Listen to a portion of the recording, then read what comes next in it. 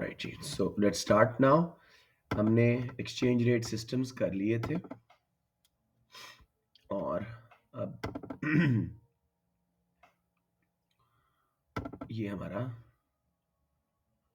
Macro economics PDF 2 किधर है? Yes, इसको ज़रा ओपन विद समथिंग एल्स करते हैं क्योंकि वो उसका फॉर्मेट अजीब सा हो जाता है। माइक्रोसॉफ्ट एज, राइट जी। अब हम जल्दी से एक्सचेंज रेट को देखते हैं। हाँ, आज हमने ये पढ़ना है, जेकब इफेक्ट वगैरह। अच्छा जी, पहले हम आपको तीनों सिस्टम्स बच्चों क्लियर थे या थोड़ा सा रिकैप दे दूं? जल्दी से बता सर दीजिए। रिकैप दे दें, मैं लास्ट क्लास में नहीं था। Okay okay okay. देखो बेटे, टॉपिक है एक्सचेंज रेट सिस्टम्स या how exchange rate is determined. किसी भी कंट्री का एक्सचेंज रेट, उसकी price of one currency in terms of another कैसे डिटरमिन होती है। ठीक है, ये हमारा क्वेश्चन है, टॉपिक है। तो तीन सिस्टम्स हैं जिनके तहत एक्सचेंज रेट सेट होते हैं। शाम, जरा याद करें, free market economy, planned economy and mixed economy. वही तीन सिस्टम्स यहां भी चल रहे हैं। फ्री मार्केट इकोनॉमी में गवर्नमेंट नहीं होती थी, डिमांड एंड सप्लाई के थ्रू रिसोर्सेज एलोकेट होते थे प्राइस मैकेनिज्म के थ्रू।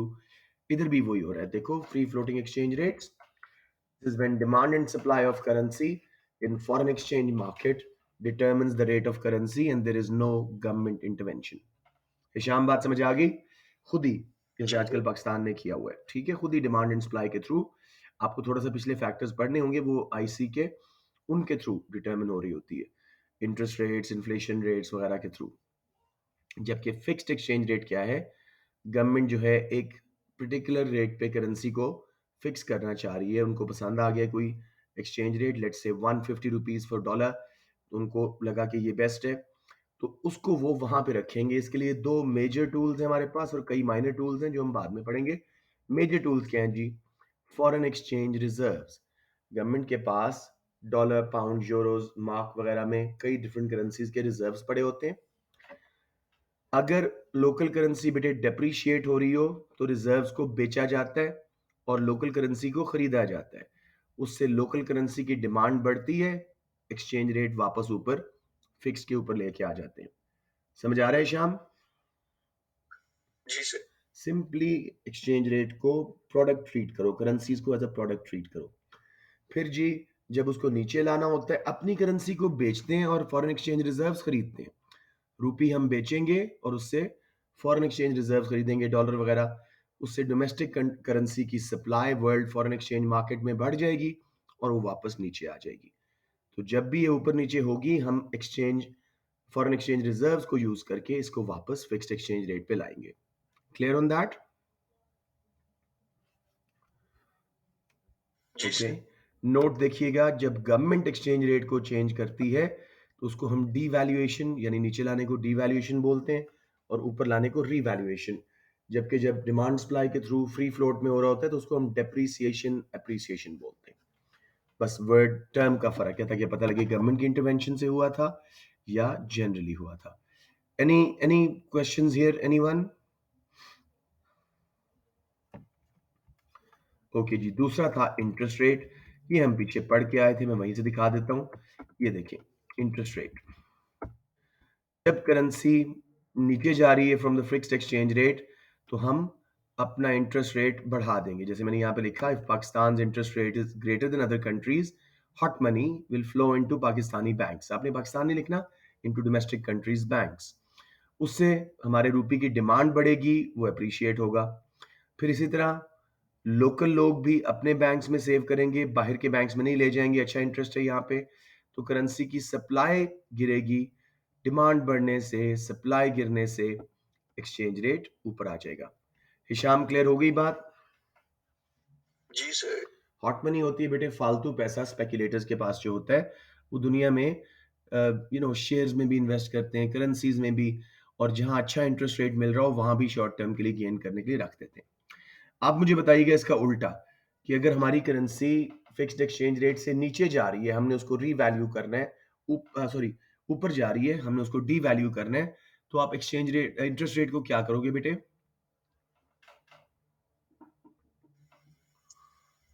Sale कम हो जाएगा, demand for rupee will fall cause because hot money नहीं आएगी। depreciation of rupee. Yes. Yes.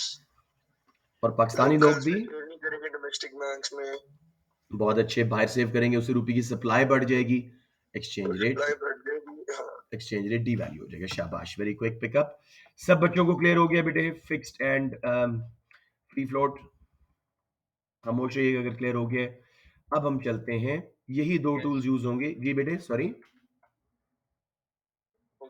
Okay okay. Third है जी, जैसे मिक्स्ड इकोनॉमी थी, मैनेज फ्लेक्सिबिलिटी, इसमें गवर्नमेंट भी है और फ्री फ्लोट भी हो रहा है। तो गवर्नमेंट क्या कर रही है बच्चों, अपर एंड लोअर लिमिट लगा रहे हैं करेंसी की, एक्सचेंज रेट को उसके दरमियान में फ्रीली फ्लोट करने दे रहे हैं, और अगर उन लिमिट से ऊपर या नीचे जाने लगे करेंसी, तो फिर गवर्नमेंट इंटरवीन करती है वही अबव टूल्स यूज करके। अगर ऊपर जा रही है अपर लिमिट से, तो करेंसी को नीचे लाने के लिए रूपी को बेचेंगे और डॉलर्स खरीदेंगे, उससे रूपी की सप्लाई बढ़ेगी, रेट नीचे, या इंटरेस्ट रेट कम कर देंगे, उससे डिमांड और सप्लाई दोनों पे इफेक्ट पड़ेगा, डिमांड कम होगी, सप्लाई बढ़ेगी, खुद ही नीचे आ जाएगा। समझ रहे हैं, वही टूल्स यूज होंगे, बस अपर एंड लोअर लिमिट हम सेट कर देंगे। तो ये kind of manage flexibility is like mixed economy. सब बच्चों को यहाँ पे क्लियर है, स्पेशली ये शाम आपको। जी सर। इनके ग्राफ्स में आपको आज नहीं करवा रहा, मैंने बहुत डिटेल में करवाए थे। अभी हम जरा आगे चलते हैं। Let me just quickly see कि बच्चों का हो क्या रहा है, why are they not joining. कोई और आया भी नहीं है, नो, साद अली आ गए हैं, अच्छा good. And we only have two students, Shayan and Mohammad bin Shafiq, जिन्होंने मैसेज शायद अभी तक नहीं देखा। मैं जल्दी से देख शाम लेता तो हूँ। शायद नहीं आएगा, व्हाई इज दैट? वहीं पे था काफी देर तक, दरीचा पे? था काफी देर तक, अब पता नहीं। हाँ, ये शयान मैं को भी भी, अभी शयान ने वापस आया मैसेज हूँ, नहीं अब देखा। तक तो खत्म हो जाएगा। हाँ, मोहम्मद ने भी नहीं देखा, दोनों ने मैसेज नहीं देखा, somehow they're away from their phones. ठीक है, कोई नहीं, मैं कोशिश करूंगा कि यूट्यूब चैनल पे अपने ये दोनों वीडियोस एक्सचेंज रेट की लगा दूंगा, उसमें फिर अपना शाम आपको दोनों का आइडिया हो जाएगा, पिछले टॉपिक का भी और इसका भी। ठीक है, अब हम इन्हीं का बेनिफिट्स एंड प्रॉब्लम्स देख रहे हैं। जैसे हमने फ्री ट्रेड के और प्रोटेक्शनिज्म के बेनिफिट्स देखे थे, तो जब फ्री ट्रेड के जो बेनिफिट्स हैं वो प्रोटेक्शनिज्म के प्रॉब्लम हो जाते हैं, और प्रोटेक्शनिज्म के बेनिफिट फ्री ट्रेड की प्रॉब्लम्स। इसमें भी मिरर इमेज चलेगा। जो फ्री फ्लोटिंग एक्सचेंज रेट के, जो हमने डिमांड सप्लाई के ऊपर छोड़ा हुआ है, इंटरवीन नहीं कर रही गवर्नमेंट, उसके जो बेनिफिट्स हैं वो हम फिक्स्ड एक्सचेंज रेट के डिसएडवांटेजेस में ले जाएंगे। अब देखो, पहला बेनिफिट क्या है फ्री फ्लोटिंग एक्सचेंज रेट का, no pressure on foreign exchange reserves as they can be used for other important purposes. अब गवर्नमेंट अपनी करेंसी को मैनेज नहीं कर रही, तो जो हमारे पास डॉलर, पाउंड, यूरोज वगैरह पड़े हैं, उनसे हम कर्जा पे कर सकते हैं अपना कोई, उनके जरिए अपना बैलेंस ऑफ पेमेंट का डेफिसिट ठीक कर सकते हैं। ये ना लिखिएगा कि रोड्स वगैरह बनाएंगे, वो आखिरी हमारा खजाना होता है, उसको इन चीजों पे इस्तेमाल नहीं किया जाता है। तो पहले वाला पॉइंट सबको क्लियर हो गया, there'll be no pressure on foreign exchange reserves, उनको अदर इंपॉर्टेंट पर्पसेस के लिए इस्तेमाल किया जा सकता है। Any confusion ji? इसके बाद, हाँ ठीक है, दूसरा देखिए, government can focus on other aims if they are not managing currency, for example controlling inflation और अनएम्प्लॉयमेंट। गवर्नमेंट का एक बहुत बड़ा टूल इंटरेस्ट रेट बिजी हो जाता है जब हम एक्सचेंज रेट को मैनेज कर रहे हैं। आपने ऊपर देखा था, इंटरेस्ट रेट को ऊपर नीचे करके, हॉट मनी को अट्रैक्ट करके, या उसकी डिमांड कम करके करेंसी की हम करते थे।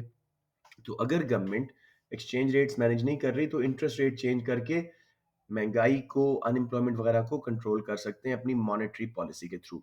ये आपने अगले चैप्टर में पढ़ना है, बट बेसिक आइडिया ले लो कि भाई अगर गवर्नमेंट अपनी करेंसी को मैनेज नहीं कर रही, तो they have the tool of interest rate available to handle inflation, unemployment, economic growth वगैरह दूसरे एम्स। सबको क्लियर हो गया बच्चों? ओके, लास्ट वन थोड़ा सा समझने वाला है। ये हम बेनिफिट कर रहे हैं अभी फ्री फ्लोट के, इसी को आपने प्रॉब्लम्स में कन्वर्ट करना है आप बच्चों ने, फिक्स्ड एक्सचेंज रेट की। Third is the auto-correcting mechanism of free-floating exchange rate will convert current account deficits into surplus and vice versa without government intervention.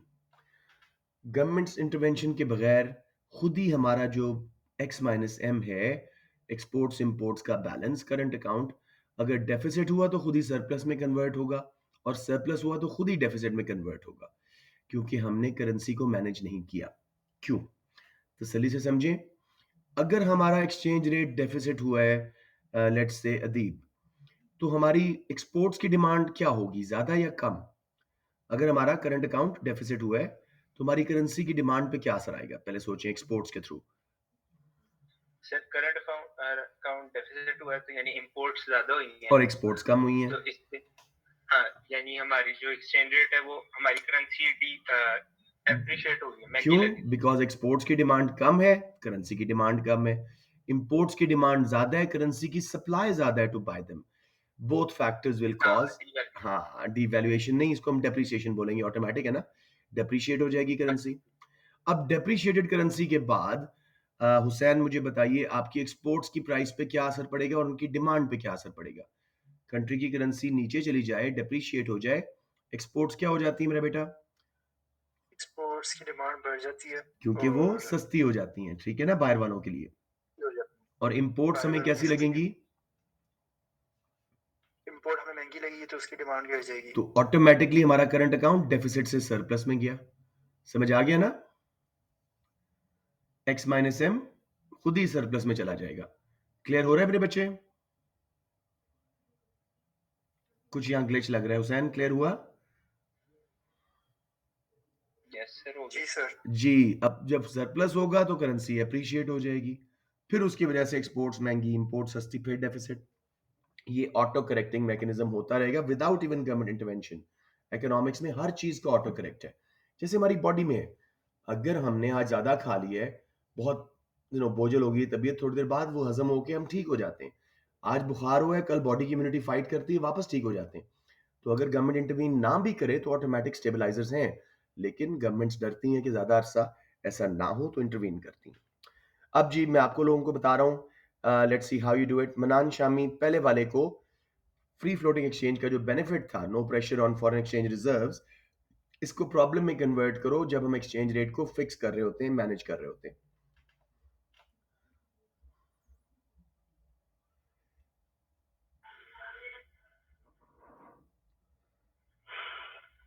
फिर और किसी पर्पस के लिए यूज नहीं कर सकते। क्या फरमा रहे हैं? क्या सर आवाज नहीं आई थी। मैं आपसे पूछ रहा हूं, आपने पहले वाले को जो बेनिफिट है फ्री फ्लोट का, उसको फिक्स्ड एक्सचेंज रेट का प्रॉब्लम बनाना है।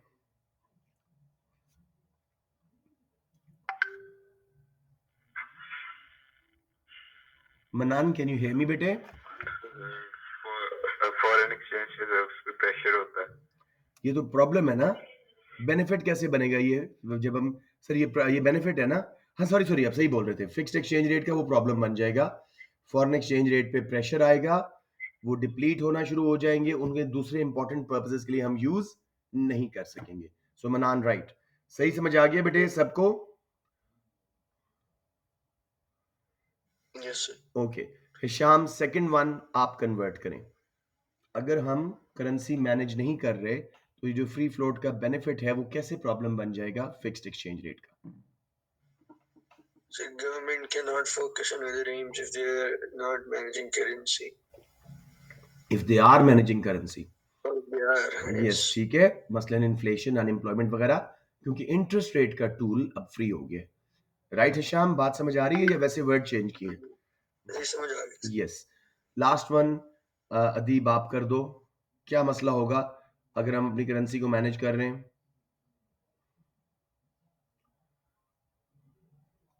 सर गवर्नमेंट अगर इंटरवीन करेगी तो फिर करंट अकाउंट यानी डेफिसिट में चला जाएगा। नहीं नहीं नहीं, समझें, इंटरवीन करेगी तो ऑटोमेटिकली करेक्ट नहीं होगा, हर बार गवर्नमेंट को करना पड़ेगा, क्योंकि उन्होंने एक्सचेंज रेट को अपनी मर्जी से ऊपर नीचे अच्छा किया अच्छा था। हाँ ठीक। ये फायदा भी है कि वो अपनी मर्जी से एक्सचेंज रेट को ऊपर नीचे करके अपना करंट अकाउंट को मैनेज कर सकते हैं, लेकिन ऑटो करेक्शन जो होनी थी बगैर रिजर्व यूज किए, बगैर इंटरेस्ट रेट, वो नहीं हो सकेगी। समझ आ गया ना अदीब? Yes sir. अब बच्चों फ्री फ्लोट की प्रॉब्लम जो बेनिफिट बन जाएंगे फिक्स्ड एक्सचेंज रेट के। पहले वाला देखें, there will be constant fluctuations of exchange rate and this will cause uncertainty of trade. Pakistan ने इस वक्त फ्री फ्लोट पे छोड़ा हुआ है, कभी 174 रुपए का डॉलर डॉलर के अगेंस्ट हम होता है रुपी, और कभी 178, अभी पाउंड 242 का था, फिर 237 पे आ गया, फिर ऊपर चला जाएगा। मुसलसल वॉलेटाइल मूवमेंट्स होती हैं एक्सचेंज रेट में, जिसकी वजह से इंपोर्टर्स एक्सपोर्टर्स अनसर्टन हो जाते हैं। समझ आ गया? तो ट्रेड फ्लो उतनी स्मूथ नहीं रहती। समझ आ गया बच्चों? मतलब लोग अपनी स्टेबल करेंसीज को एक वॉलेटाइल मुसलसल चेंज होने वाली करेंसी में कन्वर्ट करने से डरते हैं। तो हमसे इंपोर्ट करने में डरेंगे, हमारी एक्सपोर्ट्स खरीदने से डरेंगे। समझ आ रही है? Yes. या सेकंड वन जी, फॉरेन इन्वेस्टमेंट भी डिस्करेज होती है, क्योंकि फॉरेनर्स को लगता है कि हम अपनी स्टेबल करेंसीज एक मुसलसल चेंज होने वाली करेंसी में कन्वर्ट कर रहे हैं, तो हमें लॉस ना हो जाए एक्सचेंज रेट कन्वर्जन के बाद। ठीक है, क्वाइट सिंपल स्ट्रेट फॉरवर्ड। आखिरी चीज जी, स्पेक्यूलेटर्स जो करेंसीज में इन्वेस्ट करके फायदा उठाते हैं, वो देखेंगे कि फॉरेन एक्सचेंज मार्केट में इस करेंसी को हम अपनी मर्जी से यूज कर सकते हैं, because government is not managing. जब चाहा डिमांड बढ़ाई, रूपी को ऊपर किया और फिर बेच दिया। ठीक है, तो अपनी मर्जी से करेंसी को मजीद वो मैनिपुलेट करेंगे, मुसलसल वो मजीद हो जाएगी। क्या उसका मतलब है कि वॉलेटाइल, फ्लक्चुएटिंग। सबको समझ आ गया? I'll ask Saad to convert the first problem of free floating exchange rate into benefit of fixed exchange rate. साथ बताइएगा पहला वाला।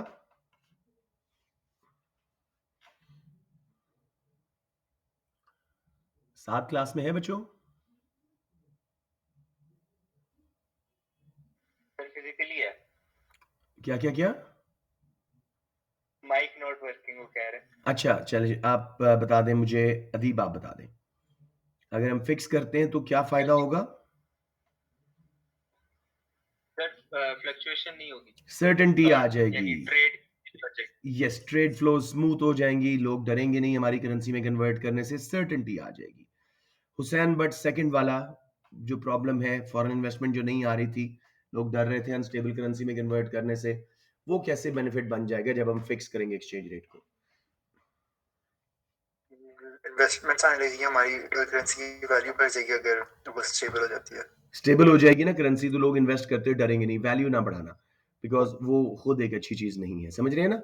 आप ये कहें influx of multinationals and foreign investment will come because they will not be afraid of converting their stable currency into an unstable one. Now this currency हमारी भी stable है। मनान शामी, लास्ट वन आप कर दें। स्पेक्यूलेटर्स क्या कुछ कर सकेंगे अगर हमने फिक्स किया एक्सचेंज रेट को? नहीं करे सर। तो बड़ा खामोशी से थोड़ा सा जवाब, थोड़ा सा बताओ, स्पेक्यूलेटर्स को क्या रुकावट होगी? Why are they not intervening now? क्योंकि फिक्स्ड अमाउंट, फिक्स्ड अमाउंट नहीं, फिक्स्ड रेट है। हमारी करेंसी का एक फिक्स्ड रेट है, वो बाय सेल करके उसको ऊपर नीचे करने का उनको फायदा नजर नहीं आएगा, क्योंकि गवर्नमेंट वापस फिक्स्ड रेट पे ले आएगी। ठीक हो गया? तो अब देखें जी वही चीज, हम अब एक लॉन्ग क्वेश्चन की फॉर्म में इसको देखते हैं। 6 मार्क्स का सेक्शन ए में ये आ जाता होता है। क्वेश्चन को जरा तसल्ली से पढ़ें, it can throw you off, लेकिन question simple benefits and problems पे है। Discuss if free floating exchange rate is always to be preferred over fixed and managed exchange rates. थोड़ा सा उसने क्वेश्चन में ट्विस्ट किया कि क्या फ्री फ्लोटिंग रेट हमेशा बेहतर है exchange rate system fixed exchange rate से और मैनेज एक्सचेंज रेट से। 6 मार्क्स के लिए। अब इसकी मार्क स्कीम क्या कहती है जी? Up to 3 marks why it is better, up to 3 why it is not better और दूसरे बेटर है। मैक्सिमम आपको वो 5 देगा इन 6 में से, 1 मार्क रिजर्व कर लेगा कंक्लूजन के लिए, समटाइम्स इवन 2। तो आंसर देखें, सबसे पहले तो फ्री फ्लोटिंग को एक्सप्लेन कर देंगे, जरा अच्छा लगता है कि it is when government does not intervene in the foreign exchange market and leaves the currency to be settled by demand and supply of currencies. उसके बाद जी, it is better than fixed exchange rate as there is no pressure on foreign exchange reserves, they can be used for other more important purposes. समझ आ रहे हैं ना? उसके benefit बता रहे हैं। It allows government to focus on other aims if they're not managing exchange rate. For example, inflation and unemployment can be focused on by using interest rate. The auto correction mechanism of free float will allow deficits and surplus to convert to correct themselves. ये आपने 3 mark के लिए 3 फायदे बता दिए fixed exchange rate के। सबको clear हो रहा है? जी अब उल्टा जा रहे हैं जी। However, fixed exchange rate is better as it allows government to use exchange rate for handling current account deficits and surpluses. Government अपने एम्स के एन मुताबिक जब चाहे करंट अकाउंट डेफिसिट ठीक कर ले, सरप्लस को कम कर ले, जो भी जाना करना चाह रही है, ठीक है। Manage exchange rate is better as it gives stability along with less pressure on reserve. सबसे अच्छा मैनेज एक्सचेंज रेट है। एक तो सर्टेनिटी फिर मिल रही साथ है। कह रहे हैं ऑटो करेक्ट वाला एक्सप्लेन कर दीजिए। अच्छा, मैं इसको कंप्लीट कर लूं। Manage exchange rate is better as it gives stability along with less pressure on reserves. हम कुछ फ्री फ्लोट का मार्जिन भी दे रहे हैं और मैनेज भी कर रहे हैं, तो स्टेबिलिटी भी है और रिजर्व्स पे भी उतना प्रेशर नहीं आ रहा। So manage exchange rate is system is the best as it gives the benefit of both systems. साथ बेटे ऑटो करेक्ट क्या है? अगर हमारा करंट अकाउंट डेफिसिट है, इसका मतलब है एक्सपोर्ट्स की डिमांड कम थी, तो करेंसी की डिमांड कम थी, वो नीचे आ जाएगी। इसी तरह इंपोर्ट्स हम ज्यादा खरीद रहे थे, करेंसी की सप्लाई ज्यादा थी, करेंसी नीचे आ जाएगी। अब depreciated exchange rate will result in more competitive exports, वो सस्ती हो जाएंगी, वर्ल्ड में ज्यादा बिकेंगी। Depreciated exchange rate will also means imports are expensive, हम कम खरीदेंगे, ऑटोमेटिकली हमारा करंट अकाउंट डेफिसिट से सरप्लस में कन्वर्ट होना शुरू हो जाएगा। फिर जब सरप्लस हो जाएगा तो एक्सचेंज रेट अप्रिशिएट हो चुका होगा। अप्रिशिएटेड एक्सचेंज रेट की वजह से एक्सपोर्ट्स महंगी, इंपोर्ट सस्ती, वापस डेफिसिट में जाएगा। तो ये खुद ही बिजनेस साइकिल की तरह ऑटोमेटिकली रिपीट होता रहेगा। पूछ लें जी साथ से, हैज ही अंडरस्टूड?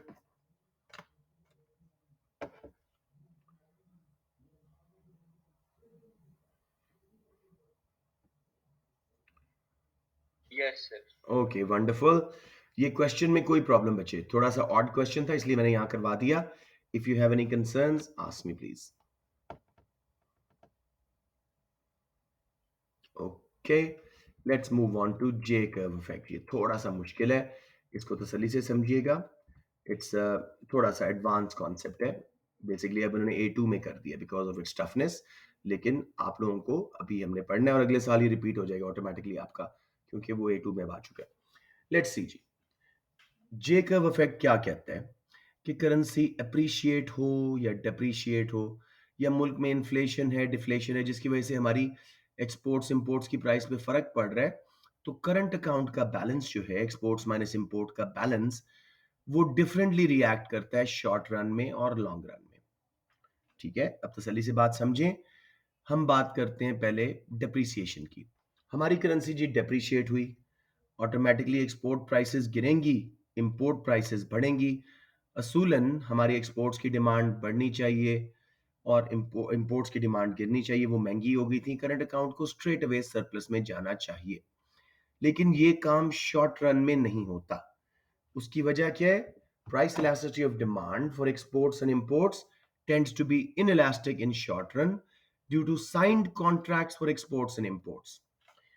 देखो, हमने बाहर की दुनिया से भी कॉन्ट्रैक्ट किए हुए हैं, बाहर की दुनिया ने हमसे भी कॉन्ट्रैक्ट किए हुए हैं। हमारी स्पोर्ट्स गुड्स के साल साल के कॉन्ट्रैक्ट साइंड है। हमने भी जिन कंट्रीज से गाड़ियां लेनी है, मशीनरी टेक्नोलॉजी मंगवानी है, उनसे भी हमारे साल साल के कॉन्ट्रैक्ट साइंड है। तो आज अगर पाकिस्तानी रुपी डेप्रीशिएट होता है, तो ये नहीं हो सकता कि हमारी एक्सपोर्ट जो सस्ती हुई हैं, सारी दुनिया एकदम से अपने सारे कॉन्ट्रैक्ट छोड़ के बाकी मुल्कों से हमसे खरीदना शुरू हो जाए। तो इतनी डिमांड नहीं बढ़ेगी, इनइलास्टिक डिमांड रहेगी, एक्सपोर्ट से रेवेन्यू कम हो जाएगा। इंपोर्ट्स दो महंगी हो गई, हमने कॉन्ट्रैक्ट साइन किए हुए हैं, हमने खरीदनी पड़ेंगी, तो उनकी डिमांड भी इतनी नहीं गिर सकेगी, हत्ता के कॉन्ट्रैक्ट एक्सपायर ना हो जाए। समझ रहे हैं शॉर्ट रन में क्यों डिफरेंट इफेक्ट आ रहा है? साइंड कॉन्ट्रैक्चुअल ऑब्लिगेशंस की वजह से। आर यू विद मी सो फार? ताकि मैं आगे चलूं या एक बार फिर इसी को रीट्रेट कर दूं? It was a question, I need an answer. You want me to reiterate it? Yeah, you want me to carry on? Explain कर दें। Sure. सर साथ कह रहे थे ठीक है। साथ को समझ आ गया? अदीब आपका क्या रहता है, समझ आ रही है? जी सर, इंशाल्लाह। थोड़ा सा कर लेते हैं दोबारा। देखो, करेंसी हुई डेप्रीशिएट। अब आप लोग मुझे आंसर करना शुरू कर दो, काम आसान हो जाएगा। अदीब, हमारी करेंसी जब डेप्रीशिएट होती है, एक्सपोर्ट प्राइसेस पे क्या असर पड़ता है? सर गिर जाती है। उनकी डिमांड बढ़नी चाहिए, राइट? जी सर। और इंपोर्ट्स महंगी हो जाती हैं, उनकी डिमांड गिरनी चाहिए। लेकिन शॉर्ट रन में इतना ज़्यादा इफेक्ट नहीं होता, बिकॉज हमारे भी बाहर के मुल्कों से और बाहर के मुल्कों से भी हमसे और दूसरे मुल्कों से सालों के कॉन्ट्रैक्ट हुए होते हैं, साल के एटलीस्ट। एक्सपोर्ट्स एंड इंपोर्ट्स के, तो एकदम एक करेंसी नीचे गई तो ये नहीं है कि दुनिया सारी उससे फौरन खरीदना शुरू कर देगी। कुछ देर के लिए demand for exports and imports will remain inelastic. अब नोट करो, इनइलास्टिक डिमांड है एक्सपोर्ट्स की, प्राइस गिरी तो हमारा रेवेन्यू गिर जाएगा, प्राइस ज्यादा गिरेगी और रेवेन्यू क्वांटिटी डिमांडेड उतना नहीं बढ़ेगी तो रेवेन्यू गिर जाएगा। इंपोर्ट्स महंगी हुई लेकिन इनइलास्टिक डिमांड थी, हमें स्टिल खरीदनी पड़ेंगी, इंपोर्ट एक्सपेंडिचर बढ़ जाएगा, तो हमारा X minus M current account वक्ती तौर पे मजीद डेफिसिट में जाएगा। ये बात है सारी। क्लियर हो रहा है बच्चों? जी सर। यस। Yes sir. अब नीचे से आते हैं जी। However, in long run, when Marshall-Lerner condition is met, Marshall-Lerner was the guy who came up with this J-curve theory. वो कहता है कि लॉन्ग रन में जब joint sum of elasticity of demand and for exports and imports becomes greater than 1, फिर current account deficit surplus में convert होगा। ये इसकी कंडीशन को समझते हैं। ये कहता है जी, मिल मिला के एक्सपोर्ट्स और इंपोर्ट्स की इलास्टिसिटी जब एक से ऊपर हो जाए, यानी ग्रेटर देन 1 इलास्टिक हो जाए, जरूरी नहीं है दोनों की इलास्टिक हो, एक्सपोर्ट्स की लेट्स से 1.2 है, इंपोर्ट्स की 0.5 है, मिल मिला के 1.7 है, गुड इनफ। एक्सपोर्ट्स की 0.8 है, इंपोर्ट्स की 0.3 है, मिल मिला के 1 से ऊपर है, तो भी ये इफेक्ट आएगा। अब देखें इसको ग्राफ में, अगर ना समझ आए तो मैं दोबारा बनाऊंगा। करंट अकाउंट लेबल है वाई एक्सिस पे, नीचे मैं लेबल करना भूल गया हूं, टाइम पीरियड एक्स एक्सिस पे। करंट अकाउंट ऊपर सरप्लस पॉजिटिव, नीचे नेगेटिव यानी डेफिसिट। अब नीचे से ऊपर जाने वाला जे कर्व देखो, शॉर्ट रन में पहले क्या हुआ, हमारी डेफिसिट था करंट अकाउंट, गवर्नमेंट ने करेंसी को डेप्रीशिएट किया या डिफ्लेशन आई, जिस वजह से भी एक्सपोर्ट्स सस्ती हुई, इंपोर्ट्स महंगी हुई। वक्ती तौर पे साइन कॉन्ट्रैक्ट्स की वजह से फर्दर डेफिसिट हुआ, बिकॉज सस्ते होने के बावजूद एक्सपोर्ट्स इतनी नहीं बिक सकी, महंगे होने के बावजूद हम इंपोर्ट से ज्यादा स्विच अवे नहीं कर सके, X minus M current account further deficit में गया। लेकिन लॉन्ग रन में जब मार्शल लर्नर कंडीशन मेट हो गई, मिल मिला के दोनों एक्सपोर्ट्स एंड इंपोर्ट्स की इलास्टिसिटी ग्रेटर देन 1 हो गई, तब वो सरप्लस में जाएगा। बच्चों समझ आ गया या कोई कंफ्यूजन?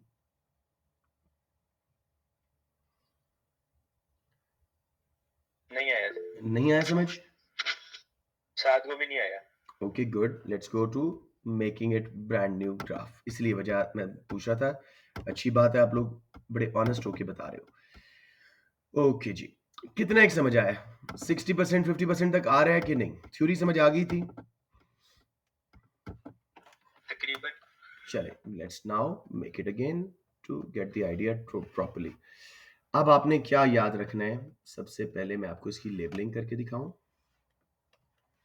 इधर बेटे है करंट अकाउंट का हमारा बैलेंस, ऊपर वाला हिस्सा पॉजिटिव यानी सरप्लस, एक्सपोर्ट से ज्यादा पैसा आ रहा है, इंपोर्ट्स पे कम। जीरो से नीचे वाला इलाका डेफिसिट यानी एक्सपोर्ट्स पे पैसा कम आ रहा है और इंपोर्ट्स पे ज्यादा जा रहा है। हमारा करंट अकाउंट यहां कहीं था, इस डॉट पॉइंट पे डेफिसिट था। गवर्नमेंट ने करेंसी को डीवैल्यू किया या ऑटोमेटिकली डेप्रीशिएट हुई या महंगाई कम हुई, जो भी हुआ, हमारी एक्सपोर्ट सस्ती हुई, इंपोर्ट्स महंगी हुई, असूलन इसको स्ट्रेट ऊपर चला जाना चाहिए था, सरप्लस में कन्वर्ट होना चाहिए था। लेकिन वक्ती तौर पे क्योंकि कॉन्ट्रैक्ट साइंड है एक्सपोर्ट और इंपोर्ट दोनों के, सस्ते होने के बावजूद एक्सपोर्ट्स की डिमांड उतनी नहीं बढ़ेगी, इनइलास्टिक होगी, रेवेन्यू एक्सपोर्ट्स का गिरेगा। इंपोर्ट्स महंगी होने के बावजूद हम स्विच अवे नहीं कर सकेंगे, हमारा कॉन्ट्रैक्ट साइंड है, इंपोर्ट पे एक्सपेंडिचर बढ़ेगा, तो फर्दर एक बार करंट अकाउंट डेफिसिट में जाएगा शॉर्ट रन में। अलबत्ता लॉन्ग रन में जब मार्शल लर्नर कंडीशन मीट हो जाएगी और एक्सपोर्ट्स इंपोर्ट्स की डिमांड मिल मिला के इलास्टिक हो जाएगी, तब वो सरप्लस में कन्वर्ट हो जाएगा। इधर आना चाहिए था टाइम इन ईयर्स। अब बच्चों समझ आया या नहीं? सर तो फिर यानी बाद में जो हमें यानी प्रॉफिट होगा वो पिछले को कवर कर देगा? ये किसने क्वेश्चन पूछा है? अदीब। प्रॉफिट नहीं बेटे, हम करंट अकाउंट के सरप्लस या डेफिसिट की बात कर रहे हैं, ठीक है? सर यानी वही जो पीछे लॉ हाँ, डिपेंड करता है कितना अरसा ऐसा सिचुएशन रही। यस, नॉर्मली इट डज, ठीक है? Yes sir. आप समझ आ गई अदीब या मजीद समझाऊं? आ गई sir. Hussain, Saad, everybody I need retention, Isham, Manan, आगे समझ से। इसको जे कर्व क्यों हाँ कहते हैं? जरा जे वाली शेप है, दैट्स ऑल। ठीक है, एक ज़माने में मज़ाक करता था कि जी जे कर्व मेरा सबसे बड़ा कंट्रीब्यूशन है इकोनॉमिक्स में, और बच्चे मान भी जाते थे ओ लेवल के। अब आप बड़े बच्चे हैं तो मैं ऐसा मज़ाक नहीं करता। राइट, सो एनीवेज़ जी, अगर मैंने जे कर्व बनाया होता तो आज मैं यहाँ ना होता, किसी इंटरनेशनल कॉन्फ्रेंस में खिताब फरमा रहा होता। राइट? अच्छा जी, अब उल्टा देखते हैं। हमारा करंट अकाउंट सरप्लस में था। रिजल्ट में मुल्क में महंगाई वगैरह आ रही थी, हमें ये पसंद नहीं आया चाइना की तरह, तो हमने कहा जी कि करेंसी को रीवैल्यू कर देते हैं, ऊपर कर देते हैं, या महंगाई की वजह से ऐसे हुआ, जो भी हुआ, हमारी एक्सपोर्ट्स महंगी हुई, इंपोर्ट सस्ती हुई। होना क्या चाहिए था? इमीडिएटली इसको डेफिसिट में चला जाना चाहिए था, लेकिन because of sine contract short run में महंगे होने के बावजूद लोग हमारी एक्सपोर्ट्स काफी हद तक खरीदते रहेंगे, इन इलास्टिक डिमांड, तो हमारा रेवेन्यू एक्सपोर्ट से बढ़ेगा। इंपोर्ट सस्ती होने के बावजूद हम ज़्यादा नहीं खरीद सकेंगे, कॉन्ट्रैक्ट साइंड है, तो इंपोर्ट्स पे एक्सपेंडिचर गिरेगा, वक्ती तौर पे सरप्लस बढ़ेगा, लॉन्ग टर्म में ये सरप्लस जब मार्शल कंडीशन मेट हो जाएगी, डेफिसिट में कन्वर्ट होगा। बिल्कुल उसका उल्टा है। Everybody 100% clear on it now? Yes. Okay, let's go back to the theory, ताकि एक बार फिर आपको दिखा दूं तो बात समझ आ जाएगी। हमने अब डेप्रिसिएशन कर लेते हैं, एप्रिसिएशन का देख लेते हैं। When currency appreciates, export prices rise and import prices fall. It should increase demand for imports and reduce demand for exports, and current account यानी exports minus imports should go into deficit. However, it does not happen in the short run. This is because price elasticity of demand for exports plus imports tends to be inelastic in short run due to signed contracts for exports and imports. However, in the long run, when Marshall-Lerner condition is met, joint sum of elasticity of demand for exports and imports is greater than 1. Now current account will become deficit in long run. अच्छा, सबको समझ आ रही है? Yes sir. अब इस J curve को देखते जाएं और मुझे कुछ सवालों के जवाब दें। हम स्टार्टिंग विद हिशाम। हिशाम बताएं, मैं जो हमारा ये नीचे से ऊपर जे कर्व जा रहा है उसकी बात कर रहा हूँ। करेंसी डेप्रीशिएट होने के इफेक्ट इकोनॉमी पे पूछना चाह रहा हूँ आपसे। शॉर्ट रन में, ठीक है हिशाम, हमारा करंट अकाउंट क्या होगा अगर करेंसी डेप्रीशिएट हुई? हमारा करंट अकाउंट शॉर्ट रन में दोबारा से सॉरी। शॉर्ट रन में जब हमारी करेंसी डेप्रीशिएट होती है, हमारे करंट अकाउंट पे क्या असर आता है? जे कर्व को देखो। प्लस। नहीं, डेप्रीशिएट की बात कर रहा हूं, नीचे से ऊपर वाले जाने की बात कर रहा हूं। हाँ। शॉर्ट रन में inelastic demand for exports and imports होती है, हमारा current account deficit further increase करता है। अच्छा। अल्हम्दुलिल्लाह, समझ आ गई बात बेटे? ठीक है, जी। तो शॉर्ट रन में करंट अकाउंट फर्दर डेफिसिट हुआ। हम्म, अब मुझे बताएं, X minus M part of aggregate demand गिरा था, तो एग्रीगेट डिमांड पे क्या असर पड़ेगा शॉर्ट रन में?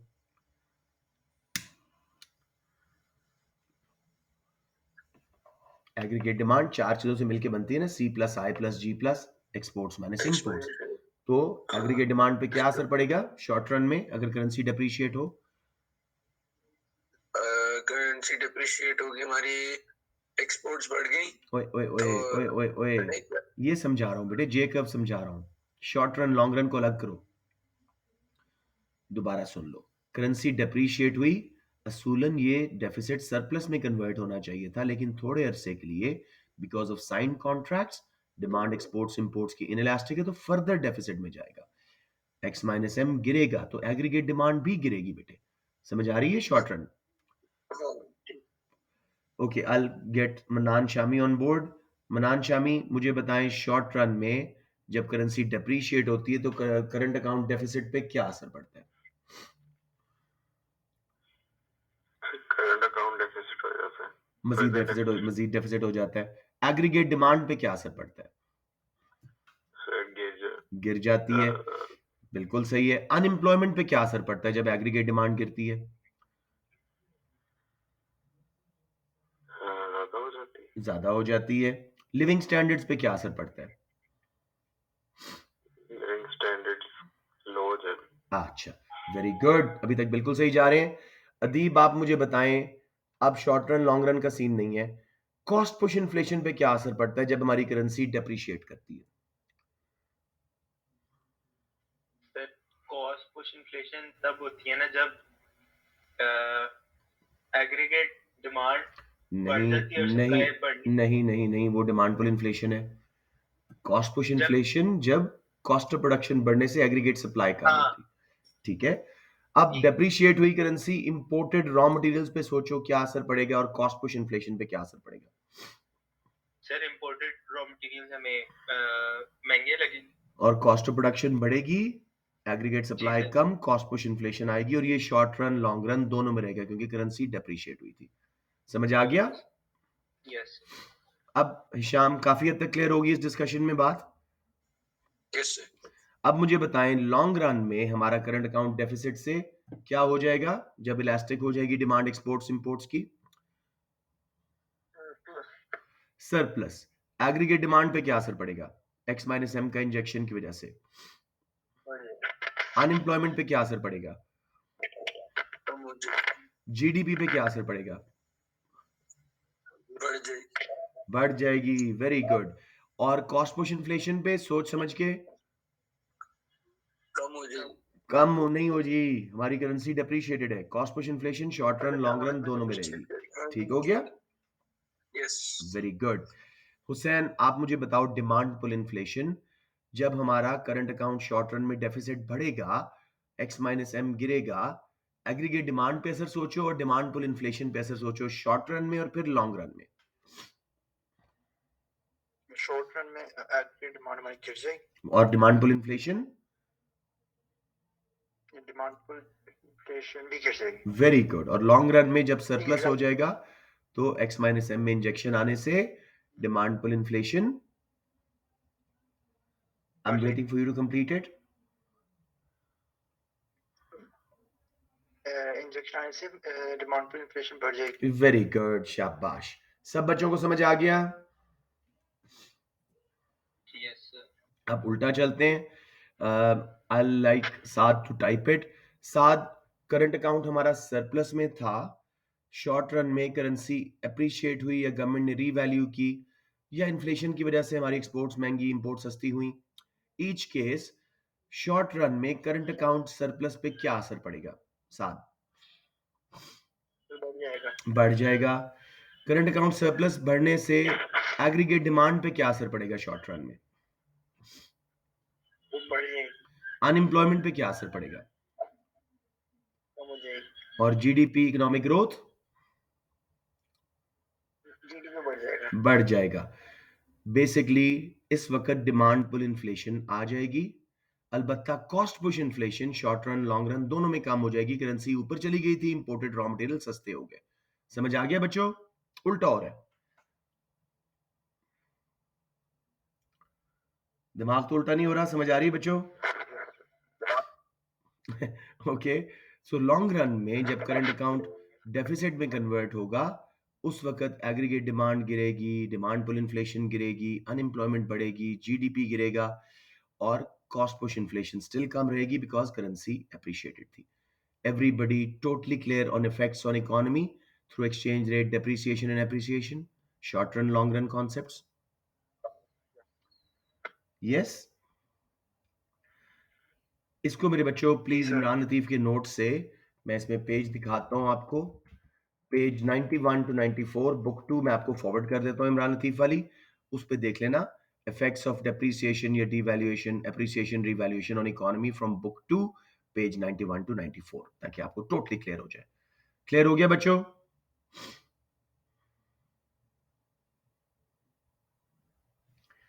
Are you with me? सबको समझ आ चुका है? यस जी सर। थोड़ा सा मेरे साथ होल्ड करें ताकि मैं आपको टर्म्स ऑफ ट्रेड थोड़ी सी करा दूं। आखिरी टॉपिक रह गया एक्सचेंज रेट का, उसके बाद हमारा सिर्फ 3 क्लासेस का कोर्स रह गया है। मैं जुम्मे और जुमेरात को आपको इंशाल्लाह कोर्स खत्म करा के पास पेपर स्टार्ट कराऊं। मैंने आपके 3 मेगा टेस्ट लेने for SS grades, 1 before मॉक्स, 1 मॉक्स, 1 after mock.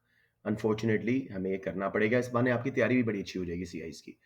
Hisham खबरदार तुमने टेस्ट अवॉइड किए, ओके? ये पूरे कोर्स का पूरा पूरा पेपर होगा।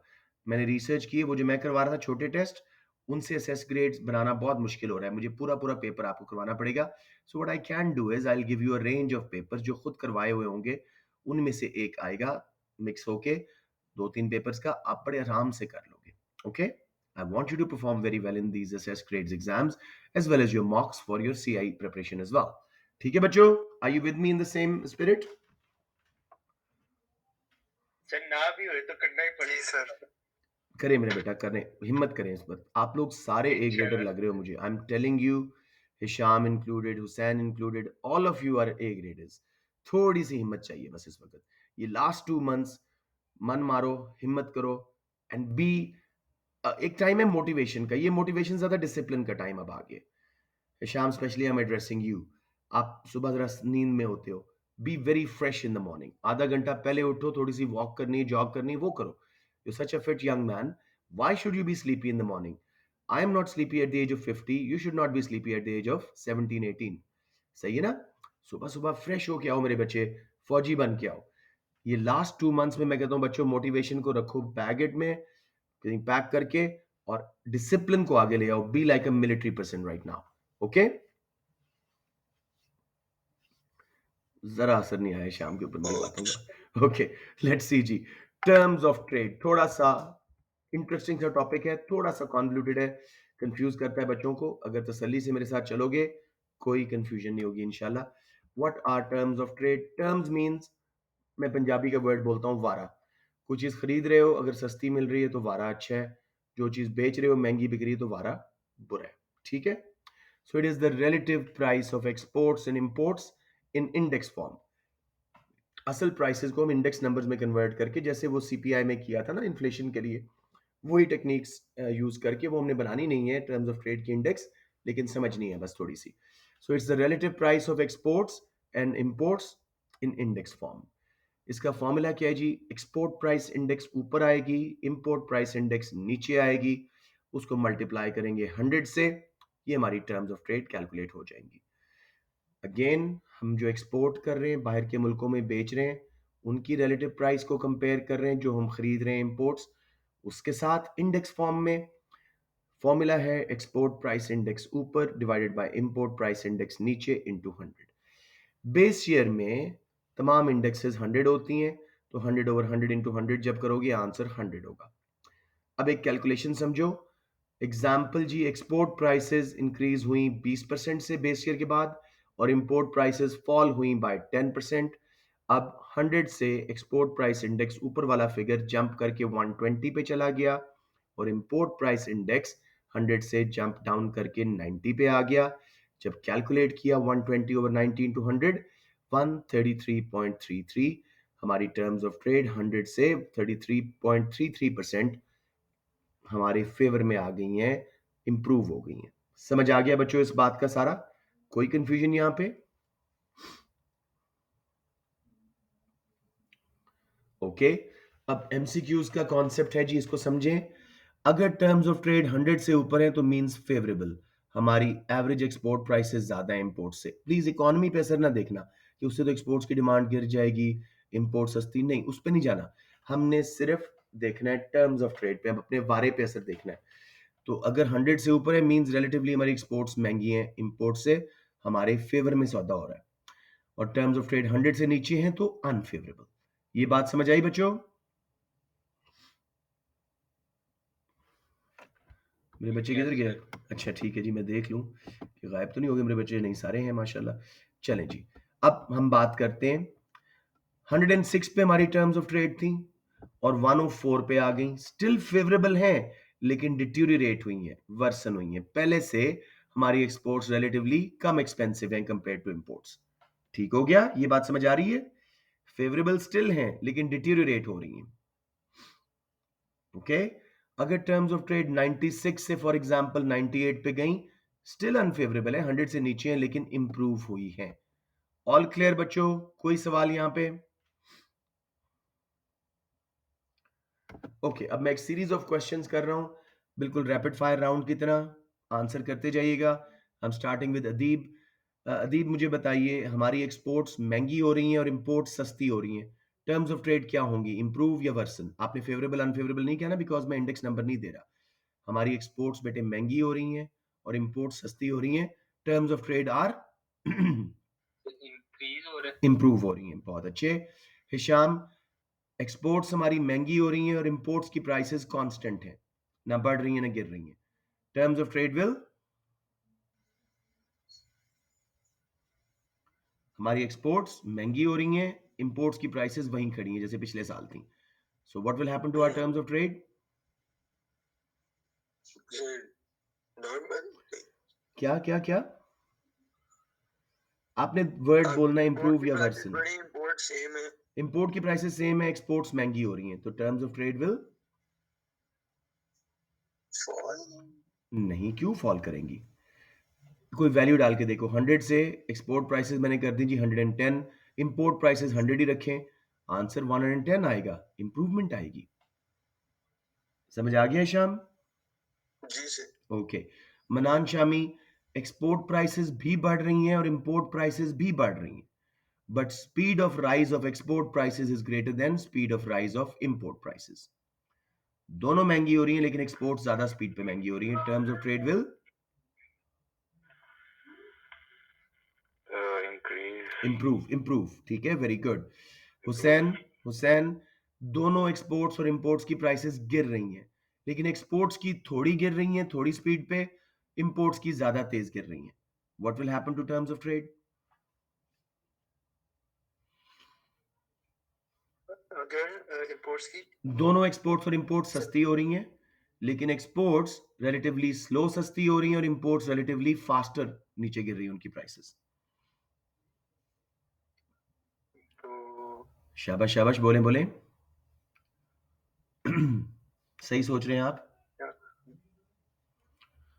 दोनों सस्ती हो रही हैं लेकिन एक्सपोर्ट्स थोड़ी सस्ती हो रही हैं, इंपोर्ट्स ज्यादा सस्ती हो रही हैं. हमारा वारा, हमारी टर्म्स क्या हो रही हैं?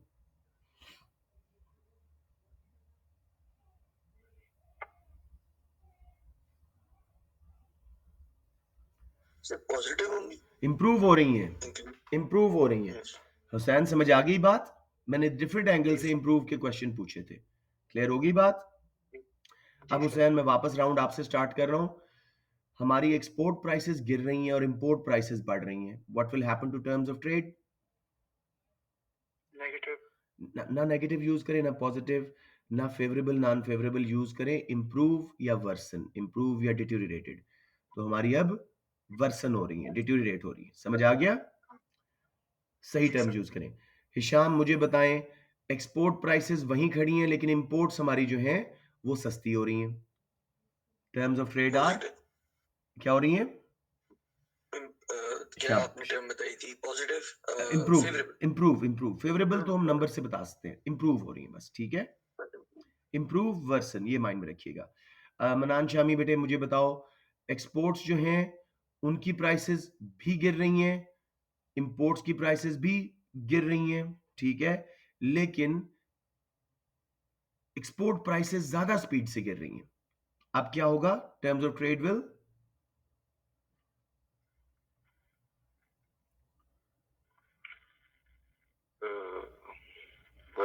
वर्सन. शाबाश. अदीब, आखिरी क्वेश्चन आपसे पूछ रहा हूं, फिर साथ से एक पूछ लेते हैं. अदीब, मुझे बताएं, हमारी एक्सपोर्ट्स महंगी हो रही हैं और इंपोर्ट्स भी महंगी हो रही हैं, लेकिन एक्सपोर्ट्स स्लो स्पीड पे महंगी हो रही है और इंपोर्ट्स बड़ी तेज स्पीड पे महंगी हो रही है.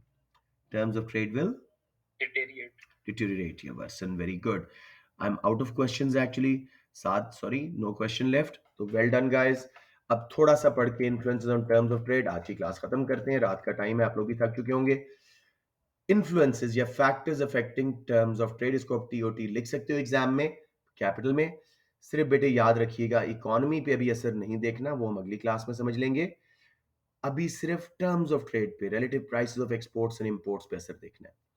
Inflation, deflation.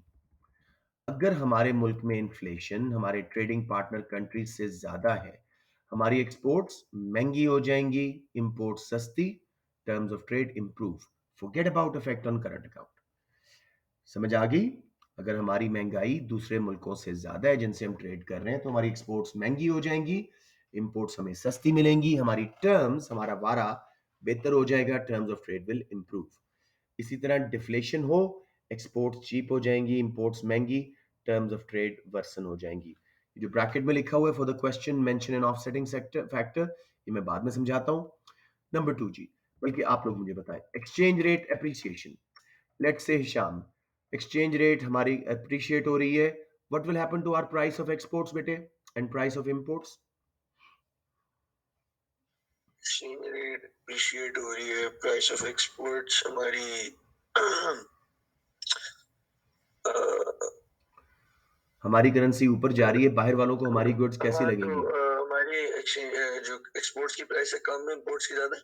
नहीं, मैं आपसे पूछ रहा हूँ, हमारी करेंसी ऊपर गई, उसके रिजल्ट में एक्सपोर्ट प्राइसेस पे हमारी क्या असर पड़ेगा? और जो हम खरीदते हैं बाहर से इंपोर्ट्स, उनकी प्राइसेस पे क्या असर पड़ेगा due to appreciation of exchange rate?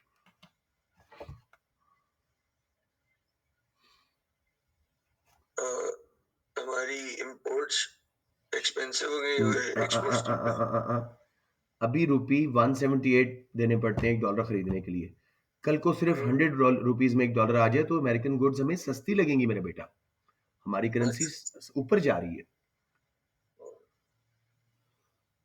अच्छा शाम वेट, हुसैन मुझे बताएं, हमारी करेंसी अप्रिशिएट कर रही है, जो हम बेच रहे हैं एक्सपोर्ट्स वो बाहर वालों को महंगी लगेंगी या सस्ती?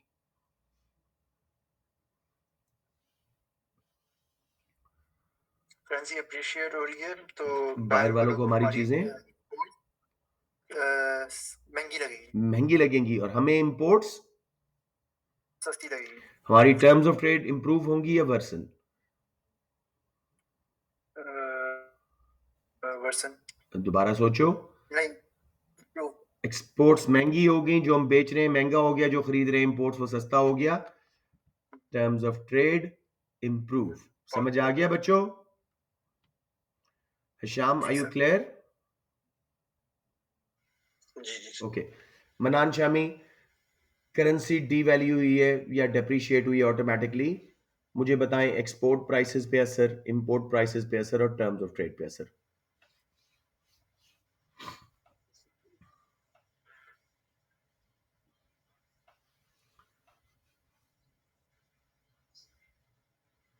हमारा रूपी नीचे गया है, what will happen to the prices of our exports?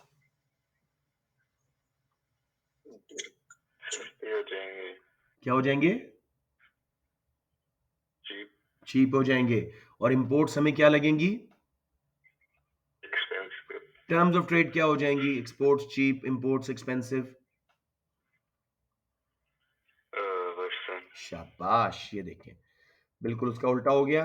Well done, सबको समझ आ गया। अब आखिरी वाला मैं साद से करवाता हूं, उनको बहुत कम इन्वॉल्व किया है।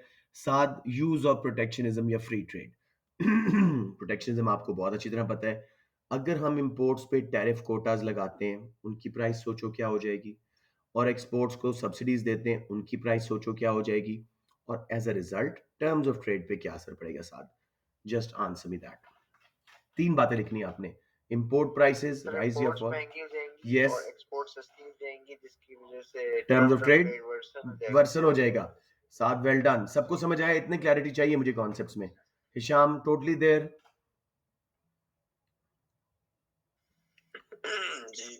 अच्छा, आप मुझे फ्री ट्रेड का समझा दो। हमने टैरिफ कोटास हटा दिए हैं, इंपोर्ट्स की प्राइस पे क्या असर पड़ेगा? आपने टैरिफ्स और कोटास हटा दिए, हाँ, इंपोर्टेड गाड़ियों पे कोई कस्टम ड्यूटी नहीं है, what will happen to price of imports? Cheap. और एक्सपोर्ट्स को हमने सब्सिडी देना बंद कर दी है, what will happen to price of exports? Expensive. As a result terms of trade क्या हो जाएंगी?